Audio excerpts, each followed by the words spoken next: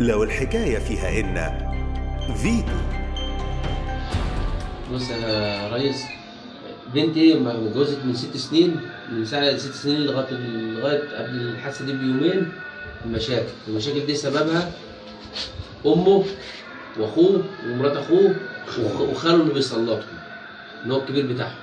ففي خلال الفترة دي كلها بقت تغضب عندي 3-4 شهور وتقعد هناك أسبوعين 3، لدرجة بتبقى حامل أو في بداية الحمل تيجي تقعد هنا وتيجي تروح قبل الولادة وتيجي ساعة الولادة تبقى هنا. الملخص ان بنتي كانت تعبانه بسبب بحرب نفسيه من جميع الاطراف، منه ومن اخوه ومن امه ومرات اخوه ومن اللي بيسلطهم خاله. لغايه رمضان، قبل رمضان اللي فات ده كان برضه حصل مشكله وخدنا عليه حكمين قضائي، واحد لبنته اللي كان واقف في فخدها، وواحد لبنتي اللي كان شاوي جسمها بالسير بالحزام. والكلام ده موجود في اسم البساتين او النيابه بتاعت البساتين. لغايه لما بنت قالت انا عايزه اربي ولادي ويابا انا هتنزل. جم قبضوا عليه قبل العيد بيومين وقالت له يابا انا هتنزل له. قلت لها يا بنت اسماء، قالت لي انا هتنزله، انا عايزه اربي العيال. راحت اتنزلت له وخلص الموضوع بعد العيد. روحت، ده كان بعد العيد صغير، روحت بعد العيد الكبير ادينا له فرصه ان هو يجيب عمه او خاله ان حد يتعاهد بالكلام ده. ما حدش التزم، ولا خال ولا عم، ومش لاقي لهم بمعنى صح ولا خال ولا عم ولا كبير عندهم. لغايه لما انا قلت له يا ابني انا عايزك انت تعتمد على نفسك، انا هعتبرك انت كبير نفسك والتعامل بيني وبينك كذا كذا كذا طلباتنا، وانت تعامل بنتنا بما يرضي الله. قال لي خلاص يا عم اشرف انا عايز هربي عيالي.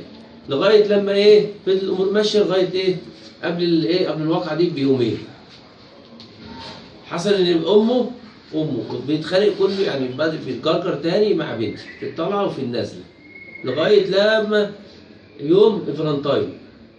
طبعا كل واحده فرحانه ان عايزه تجيب لجوزها هديه. فالنتاين زي بنت، زي اي عروسه، زي اي زوجه، زي اي واحده.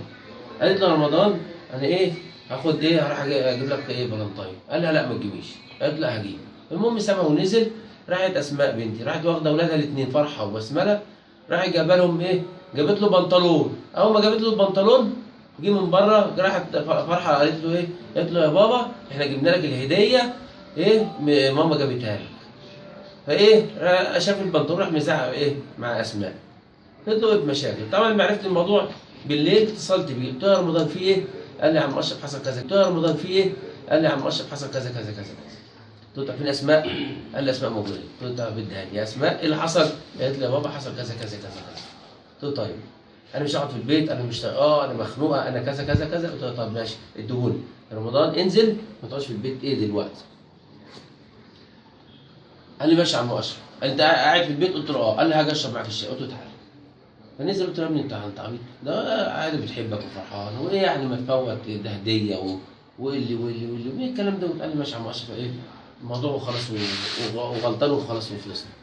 طبعا اسماء مش عايزه تعمل مشكله، راحت واخده البنطلون وخدت ولادها البنتين راحت نازله بيهم، راحت مرجع البنطلون. فقابلت امها وهي جايه، راحوا هما الاثنين جايين مع بعض. يوم هنا تحت بصيت من الشباك لقيتهم تحت، فتحت لهم الباب دخلوا.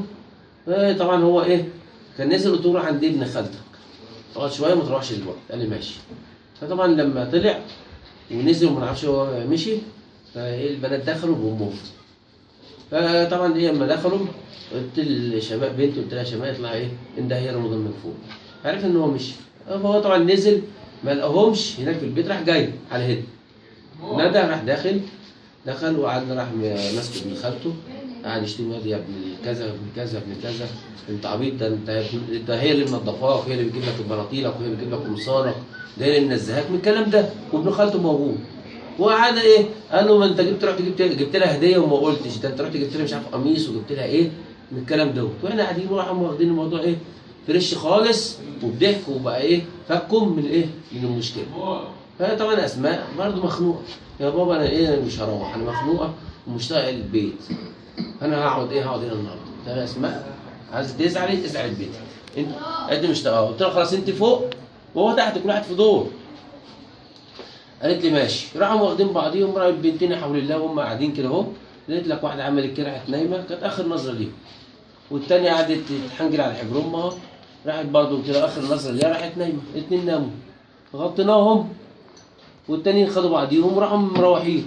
صباحنا بقى تاني يوم، فاجئنا بعد العصر ان الحكومه راحت هناك بنتي مذبوحه. هذا الكلام ده كان من الصبح من الساعه 8 9. يعني هي مذبوحة الصبح من الساعه 8 9.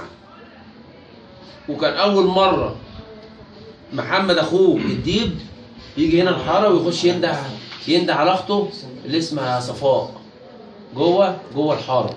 طبعا. انا اول مره اخش الشارع. البنات كانوا فين في الوقت ده الصبح؟ طالبوا الطفله اللي هي اسمها ايه؟ لا الثانيه اللي هو كان حصل عليها في الاعلام ده اسمها ايه؟ زينه. حقها مجاز، صح ولا غلط؟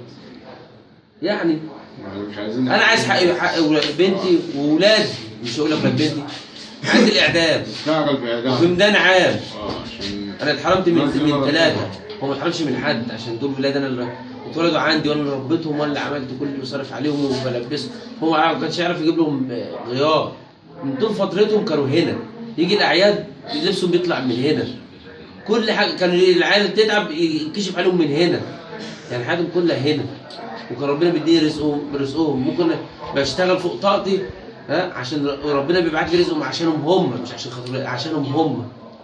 الطلبه ده انا اتحرمت من 3، هو ما اتحرمش من حد، عشان ده لما طلع بيتكلم قال انا خايف عليهم من غدر الزمن ولا غدر ايه. انا بقى دول ده الغدر والغدار، اللي يذبح ولاده، يعني مراته الاول ويذبح ولاده يهون عليه كل شيء يعمله. انا عايز القصاص. انا بنتي ولادي الصغيرين دول اللي هم فرحه وبسمله، دول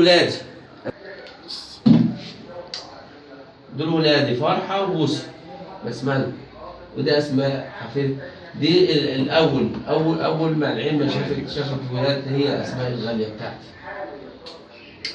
حبيبتي الله يرحمك يا بنتي ولادي. سامحوني بس كنت مثلا بعتكم ولا حاجه، سامحوني ما بعتكوش، بس هو ده نصيبكم وقدركم عمركم، ما بعتكوش والله يا اسماء، وانت اللي رضيتي قلت انا بحبك. هي دي بقى قدر الدنيا علينا يا اسماء. الله يرحم انت ولادك ويسامحك. راح عند اللي خلقهم، راح عند اللي خلقهم الجنة راح عند اللي خلقهم احسن من الدنيا بحالها. الله يرحمه. الله يرحمه. ربنا بيسيئها. فيتو.